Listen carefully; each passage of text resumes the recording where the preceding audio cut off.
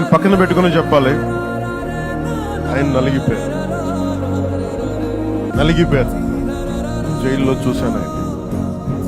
పాపం భువనేశ్వర్ గారి బాధను చూశాను. నేను అనుకున్నాను, అమ్మ మీరు కన్నీళ్ళు పెట్టుకోండి, మంచి రోజులు వస్తాయని చెప్పి మంచి రోజులు వచ్చింది. వారికి మనస్ఫూర్తిగా వారికి నా హృదయపూర్వక శుభాకాంక్షలు. మీరు అద్భుతమైన పాలన ఇవ్వాలి అందరికీ మనస్ఫూర్తిగా నేను తెలియజేసుకోవచ్చు.